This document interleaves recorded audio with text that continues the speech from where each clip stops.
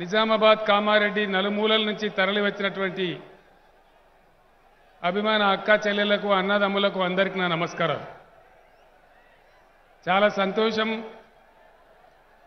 ఈరోజు ఒక అద్భుతమైనటువంటి పరిపాలనా భవనాన్ని నిర్మించుకొని నాతోని ప్రారంభింపజేసుకున్నందుకు నిజామాబాద్ జిల్లా ప్రజాప్రతినిధులను అధికారులను 50 మంది ప్రజలను నేను హృదయపూర్వకంగా అభినందిస్తా ఉన్నాను. మీ ముఖం మీద ఎండబడతా ఉంది. నేను ఎక్కువగా టైం తీసుకోను. మీరు కొంచెం నిశ్శబ్దంగా ఉంటే ఒక 4 విషయాలు నేను మీకు మనవి చేస్తాను. మీ అందరిని నేను ఒకటే కోరుతా ఉన్నా, మీ బిడ్డగా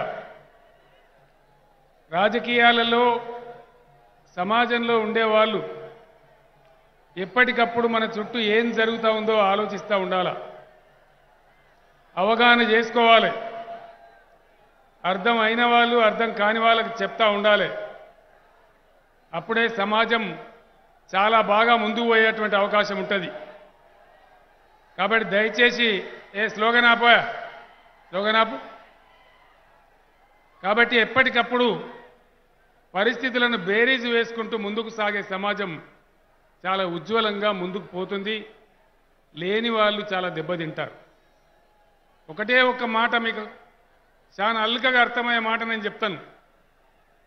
ఆనాడున్న నాయకత్వం ఒక చిన్న పొరపాటు చేస్తే, కొద్దిగా ఒళ్ళు మర్చిపోయి ఉంటే, బలవంతంగా మనల్ని ఆంధ్రప్రదేశ్లో కలిపితే మళ్ళీ మన తెలంగాణ మనం వాపసు తీసుకోవడానికి 60 సంవత్సరాలు కొట్లాడిన అవసరం ఏర్పడ్డది. ఎంతోమంది పిల్లలు చచ్చిపోయే పరిస్థితి ఏర్పడ్డది.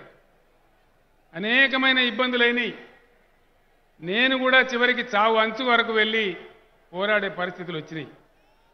మీ అందరిని నేను కోరేది ఒకటే, ఒకనాడు నిజామాబాద్ ప్రపంచంలోనే అతిపెద్ద భారీ ఇరిగేషన్ ప్రాజెక్టు నిజాం సాగర్ నిర్మించుకొని దేశంలోనే ఒక అద్భుతమైన రాష్ట్రంగా, ధనిక రాష్ట్రంగా ఉన్నటువంటి రాష్ట్రం. హాయ్ ఫ్రెండ్స్, మా టుడే టుమారో యూట్యూబ్ ఛానల్ చూస్తున్నందుకు చాలా థ్యాంక్స్. మరిన్ని లేటెస్ట్ వీడియోస్ కోసం వెంటనే సబ్స్క్రైబ్ చేయండి. అలాగే ఈ బెల్ ని కూడా రింగ్ చేసేయండి. మా నోటిఫికేషన్స్ అన్ని మీ మొబైల్లో వస్తాయి. అలాగే మా వీడియోస్ మీకు నచ్చితే లైక్ చేయండి, షేర్ చేయండి, నచ్చకపోతే కామెంట్ చేయండి.